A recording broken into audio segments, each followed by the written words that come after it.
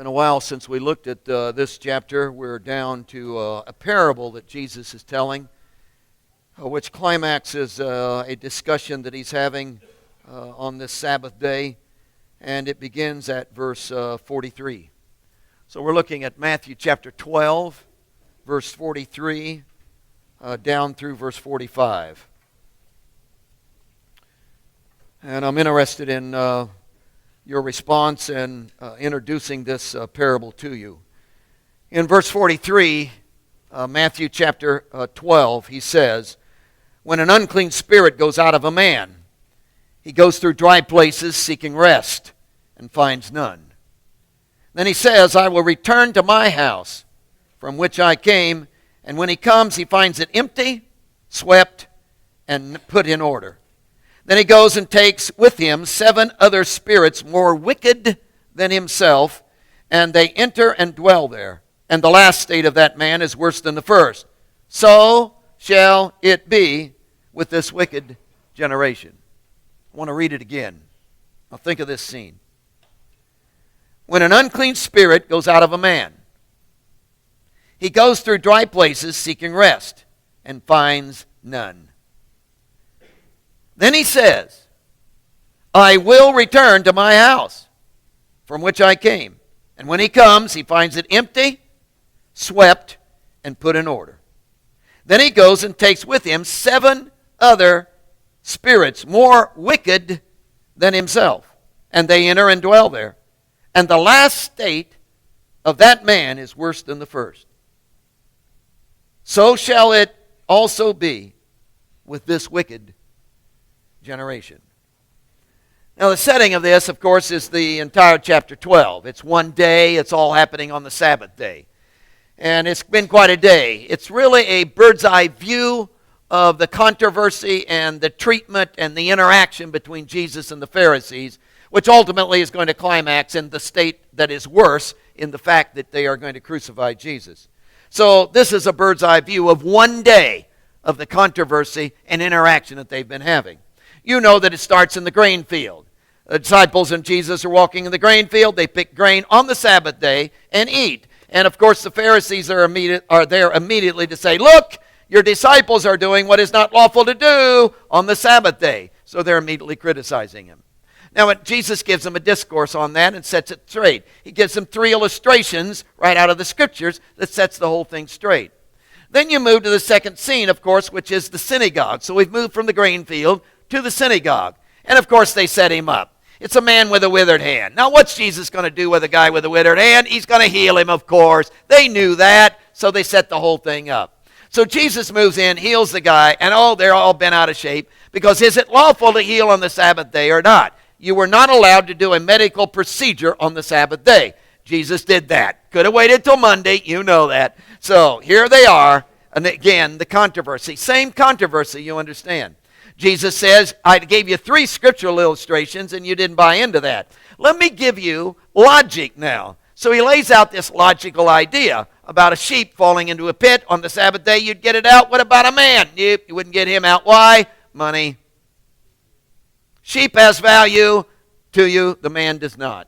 Don't you think a man is more valuable than a sheep? Logic. By that time, they've gone to the conference table and they're plotting murder. And Jesus has gotten the whole crowd, and they've just followed him, and he's gone out, and he's just healing every one of them, still on the Sabbath day, you understand. And in that course of the miracles, of course, one takes place, which is the demon-possessed man is delivered. And when this takes place, the crowds go wild. It's the accumulation of all the miracles, and the crowds go wild and say, this is the Son of David, the one we've been looking for. And immediately the Pharisees leap to the occasion and say, no, no, no, we'll explain to you how Jesus does what he does. He's in league with the devil. So they blame him for being filled with Beelzebub, the prince of the demons. So we've gone from the controversy of the grain field, which is the Sabbath day issue. They've gone to the synagogue, Sabbath day issue. And now we've gone to the miracle thing, and they are criticizing him by being filled with the devil and controlling demons by being demon-possessed himself. Finally, they say, after Jesus gives another discourse, finally they come and say, hey, let's settle this issue. Tired of the argument. It's been going on all day. let's settle the issue. Here's what we'd like for you to do. And in verse 38, they lean into him and say, Jesus, just do one big deal. Pull off a sign. No, not a miracle thing in terms of healing. Hey, leave people out of it. Do something that would just be so phenomenal and so spectacular, it would just knock us off our props. Just do something that would absolutely convince us, like, I don't know, just whoa. Just do something really big that we'd say, whoa, you are the Messiah. And that'll end the whole thing. So come on. Jesus said, guys, I'm going to do a sign. And it's going to be so spectacular, it'll knock your socks off. It will. It should anyway. And it's going to be only one sign that I'm going to give. And it's going to be the sign of the prophet Jonah. See, I'm not against signs. Be glad to give you one. But you won't buy into it. Because it's the sign of bleed, suffer, and die. It's the sign of the cross. See, I'm going to go to a cross. I'm going to be 3 days in the heart of the earth, as Jonah was 3 days in the belly of a fish. That's the sign I'm going to give you. That should knock your socks off. That should convince you above all things. Because that's what I'm here for. That's the role of the Messiah. That's the heart of the kingdom I'm building. Bleed, suffering, and dying. Want to get in on it. He said, what's going to happen is, the people of Nineveh that Jonah preached to, bunch of pagans, didn't know anything, didn't have a prophet, didn't have anything. They're going to rise up in the day of judgment because they opened themselves and received. And they're going to rise up in the day of judgment, and their very presence in the day of judgment is going to be a condemnation to you because you're shut down. You turned off your hearing aid. You wouldn't listen. And you had more than they had because a greater than Jonah is here. The Queen of Sheba, he says, verse 42, the Queen of Sheba, Queen of the South, she wanted, desired, ached for knowledge, wisdom. Traveled 1,300 miles in a covered wagon. Just to know. She's going to rise up in the day of judgment. And her very presence is going to be a condemnation to you. Why? Because she was open and she was seeking. You're shut down. You're closed. You won't receive. You don't seek.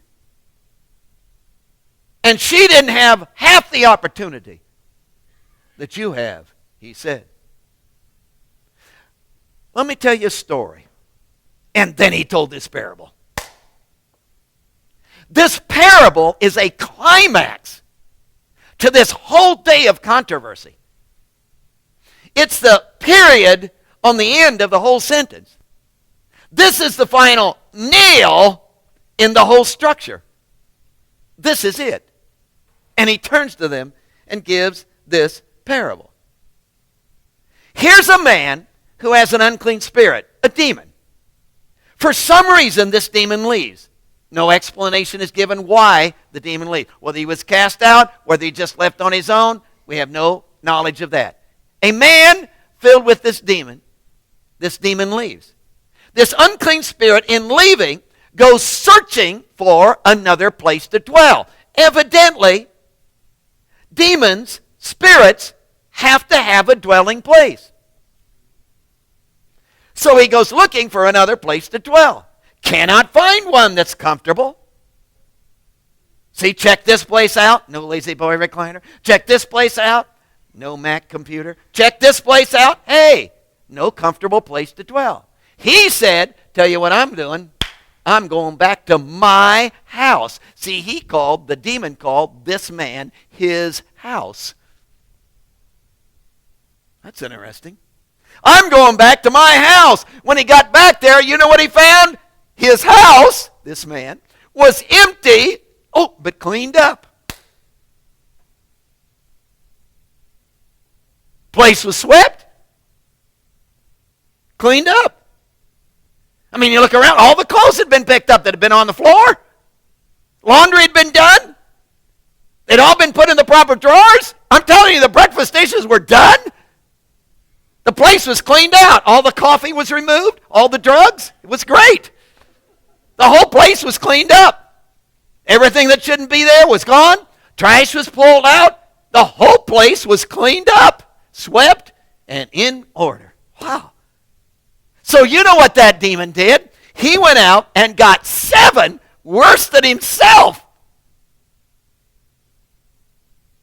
Came back, occupied that house, and the last state was worse than the first.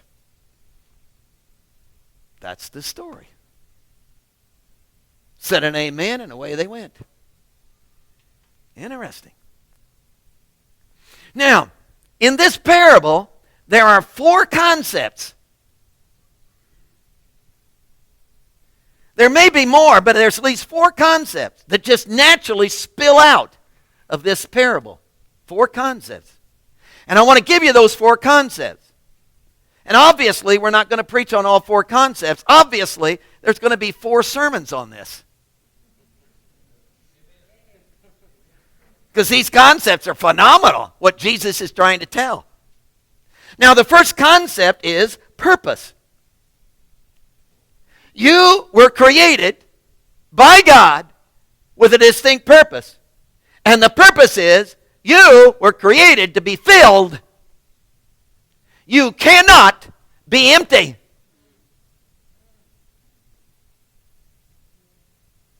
You can clean your house up. You can put things in order. You can do the laundry. But you won't stay empty. Because you were designed by God to be filled with someone. And obviously, you've only got 2 choices. You'll either be filled with Jesus, the Spirit of Jesus, or you'll be filled with the devil. But you will be filled. Second concept, progression. It's really interesting in the story that there is a distinct, these are not necessarily in order, by the way, of importance. There is, in the story, there is an obvious progression that takes place. In other words, we've gone from 1 demon to 8. And the last state is worse than the first. Because this thing progresses. Have you noticed that in your life? Things get worse. Or they get better. See, you can't maintain. You can't, well, I'll just level out. You can't do that. Because you are either increasing in spiritual vitality and life, or you are decreasing and decaying, and things are getting more complicated. See, you cannot level out, because life is in a progression. And I would like to go on to say, probably shouldn't, don't have time, that is an eternal principle as well, because that's going to happen in eternity. You are going to keep progressing in eternity forever. Oh, I can hardly wait to see you 1,000,000 years from now. What you're going to be like. Wow. Because progression takes place. Oh, third concept, proxy, the substitute idea. It's really interesting in the passage that law, order, sweep it clean, put things in order, slap your hand, discipline, is no substitute for relationship and indwelling. See, he's been talking about the Pharisees all this time. See, they swept their house clean. Why? Oh, Sabbath day laws, do this, don't do, stop that. I saw that, you better not. I'm watching you. See, they got all of that down. They're putting the right thing in the right place, doing all the right stuff. But see, that is no substitute for intimacy of the indwelling Spirit, which you were built for. So to substitute spiritual disciplines, to substitute Bible reading, to substitute prayer, to substitute fasting, to substitute church work, to substitute any good thing for the intimacy of the person of Jesus in your life just won't work. Just won't work. Because it's not a substitute. Here's what we want to talk about tonight. That was just for the fun of it. What we want to talk about tonight is perspective.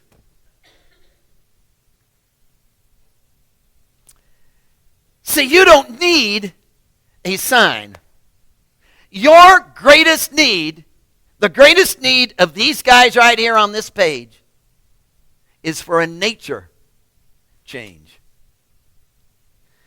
Now, I want you to see this as the heart of the matter. If you go down to verse 45, go to the end. It's told the story. Here's this unclean spirit, goes out, comes back, house is in order, cleaned up, swept, goes out, gets 7 more worse than himself, comes back, 8 of them now occupy. And the state now is worse than the first. Then he says this, so shall it also be with this generation.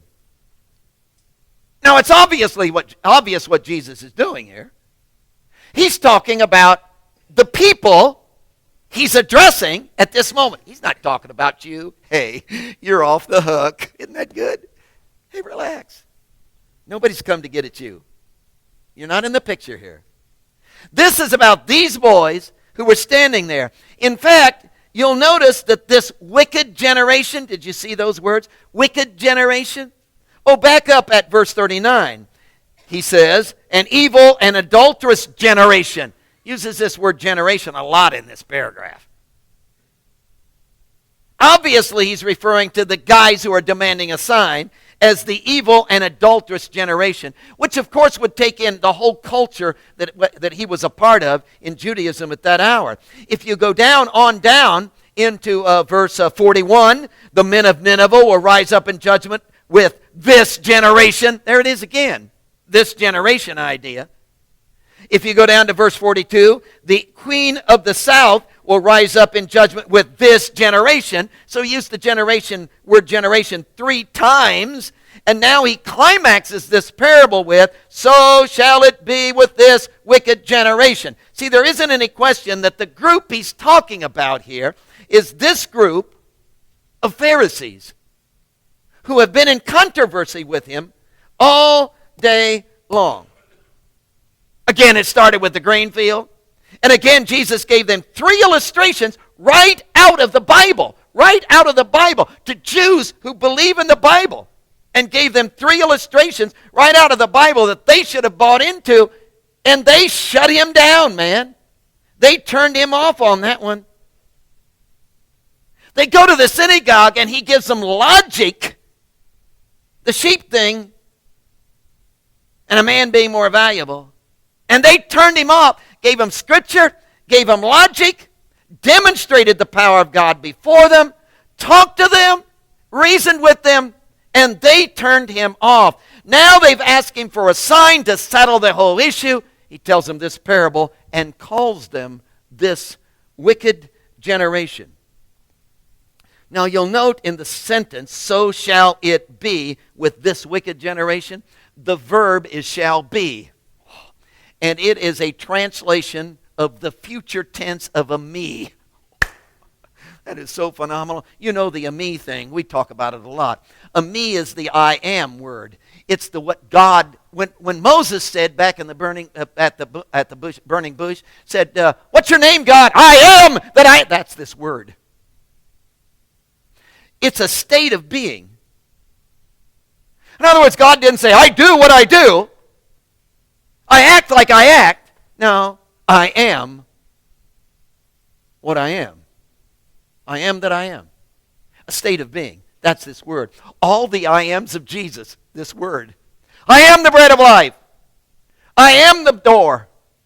I am the way, the truth, and the life. I am. State of being. Not what Jesus does, who he is. Everywhere you go, that's what this word is about. It's about a state of being. He's not talking about what they've done that day. He's talking about who they are.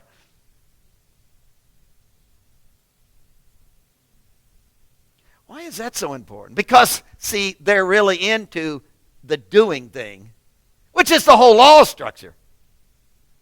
See, their whole emphasis is on external. His whole emphasis is on internal.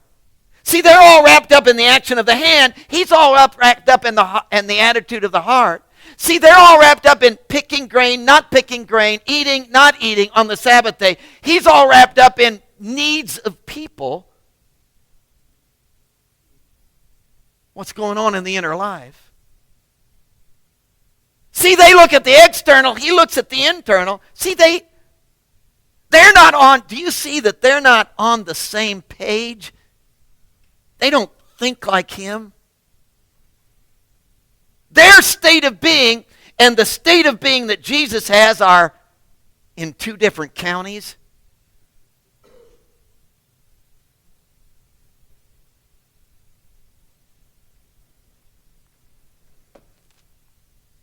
They're not where he is.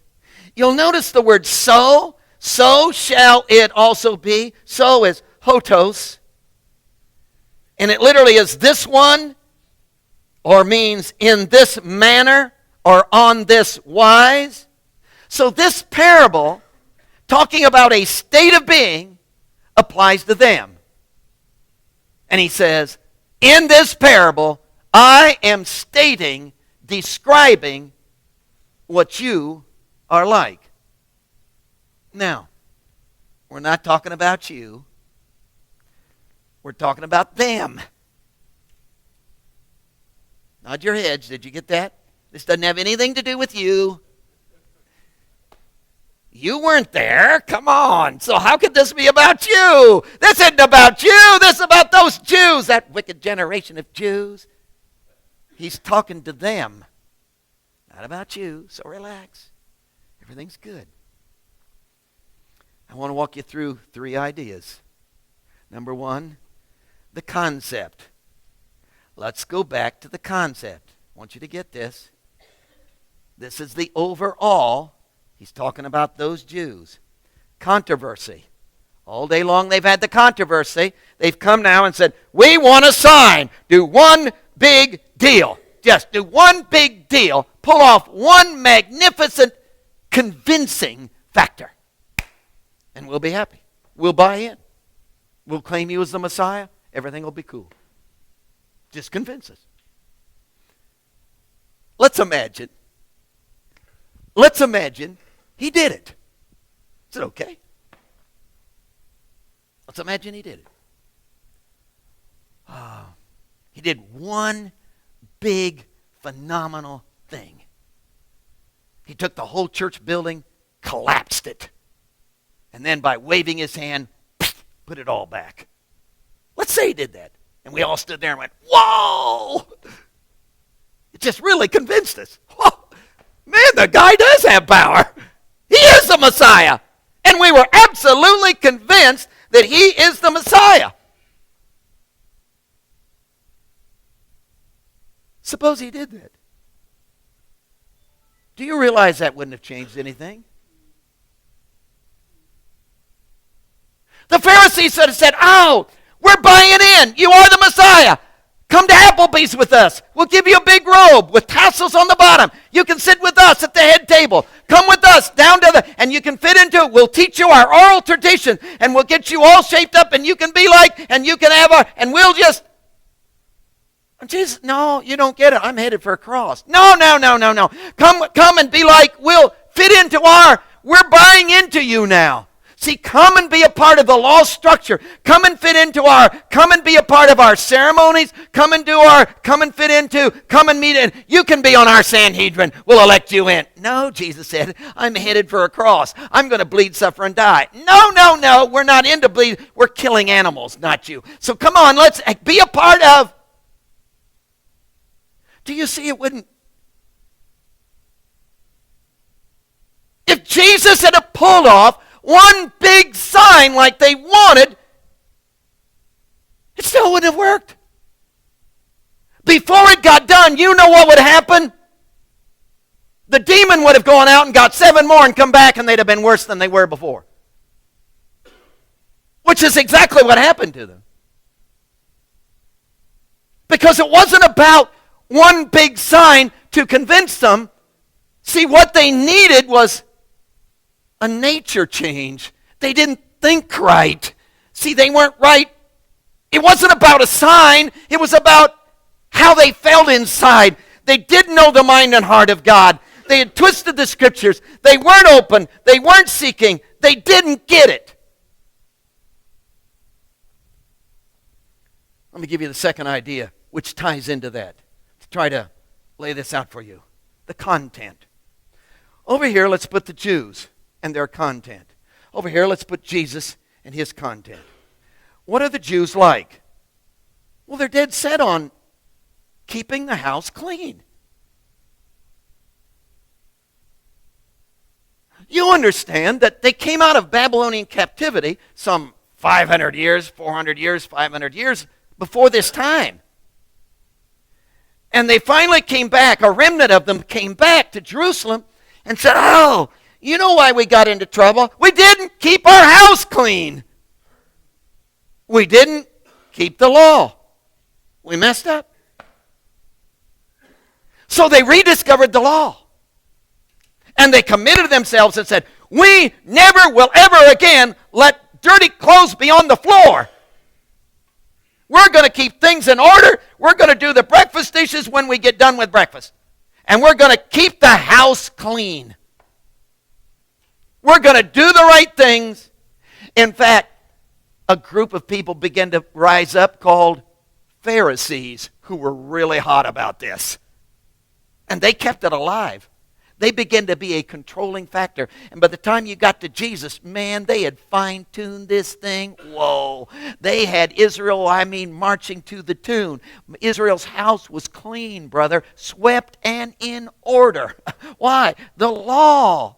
So when Jesus came along and started breaking their oral traditions and leaving dirty clothes on the floor, what? We can't have this. He started messing up the Sabbath day. The Sabbath day. You can't do that. That's not right. He healed a withered ant on the... No! You can't do that. That's not right. You got to do the breakfast dishes when you get overdone with breakfast. Has to be clean, put in order. That's the Jews. Jesus is over here. What's he all about? New covenant. This was old covenant. This is about a new covenant. You know what new covenant is all about? Relationship. Intimacy. About being filled with the very Spirit of God until you're living in the house with him. See, it isn't about keeping the house clean and in order. Well, that'll happen. But it's about, have you ever been to a house? Everything was absolutely, whoa. It looked like nobody lived in it.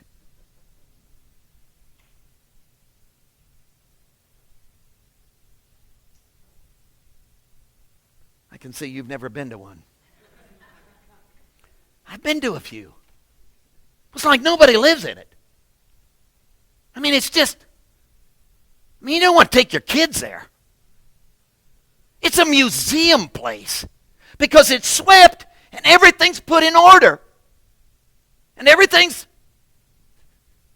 nothing out of, and every picture is.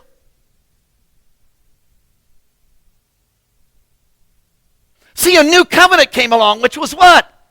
We sit and eat popcorn together. We're in relationship. Well, aren't there laws? Well, yeah. Well, no. Well, yeah. Well, don't need them. Why? Because we're in love. Don't cheat on your wife. You don't need to tell me that. Why? Because I love my wife. I don't need that rule. It isn't that it isn't there. It's okay if you want to write it down. Do not murder. I don't need that rule. Well, is it gone? No, it's not gone. It's okay. You can have that rule.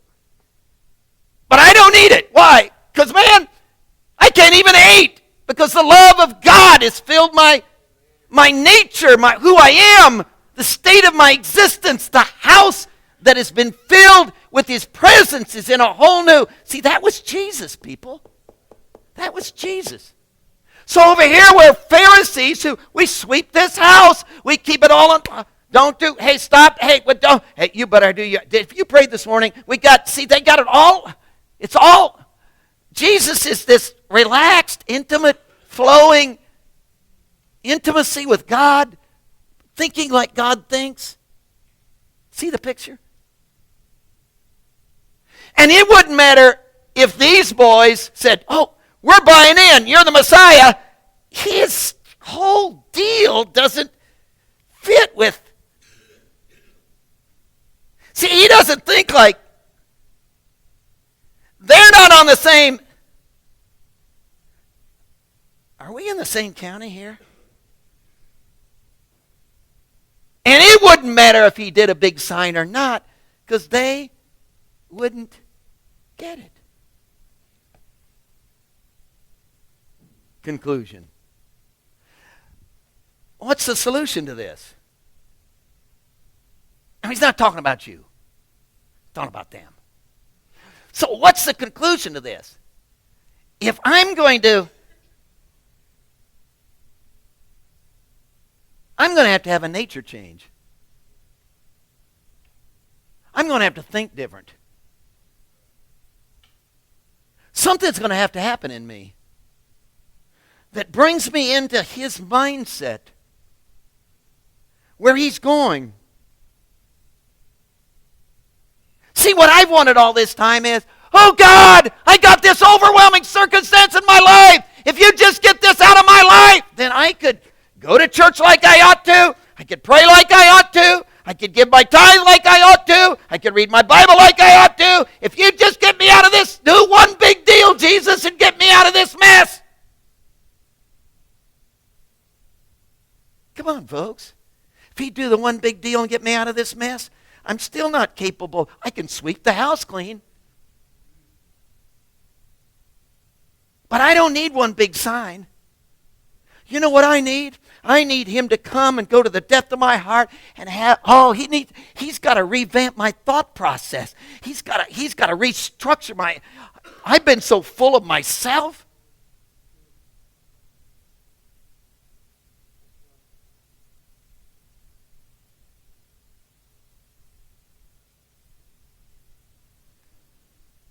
Do you get this? Hey, give me your life. Give me your life, and I can get you straightened out. I'll slap your hands. I'll guard you. I'll give you accountability. I'll breathe down your neck. I won't let you do drugs. I won't let you swear. I'll wash your mouth out with soap. Hey, I'll handle your money. I'll line you up. I'll get you, and I'll give you spiritual disciplines, and I'll make you get up at 3 a.m. and pray when I do, and we'll line this thing out, buddy. And you'll do all the right things before I get done. Do you think that would mean anything?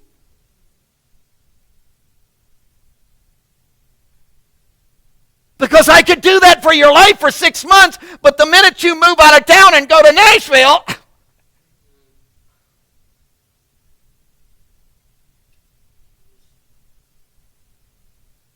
see, I can clean your house up. I can put everything in order, but I can't give you the mind of Christ.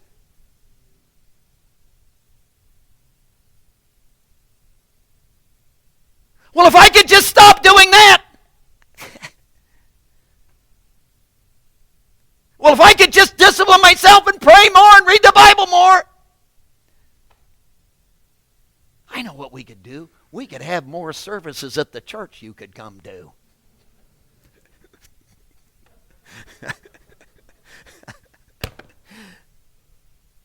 See, we can get another broom and just sweep away.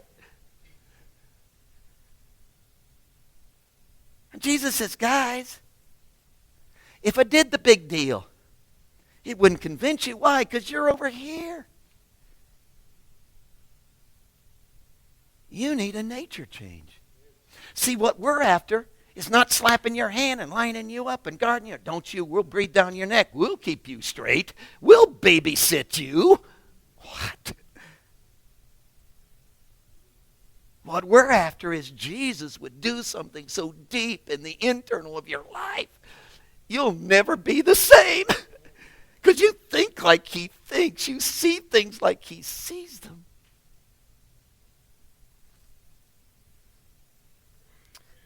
Jesus, I got to have this.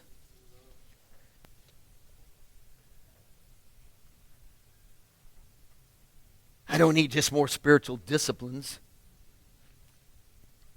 I don't need more church services to go to.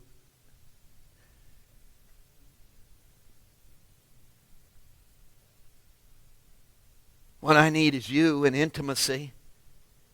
I'm a house that needs to be filled. And some of us have worked so hard, God. We've worked so hard cleaning things up, getting things in order, doing the breakfast dishes, doing the right thing. We don't pick grain on the Sabbath day. We don't heal withered hands on the Sabbath day. But God, if we just swept the house clean, and by our much doing and activity, we straightened up the house, but I want you. I want to sit and eat popcorn with you.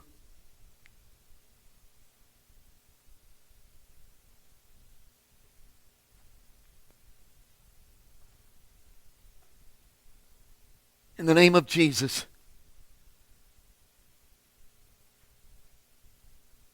would you give us your Spirit that would change our nature?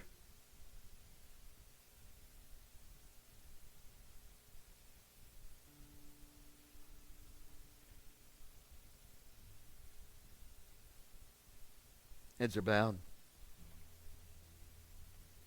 We're not inviting you tonight to work harder. We're not inviting you tonight to an accountability group.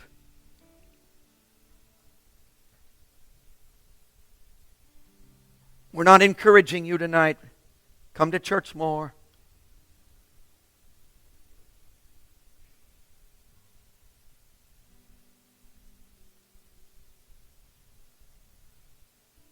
Oh, would you let your house be filled with Him?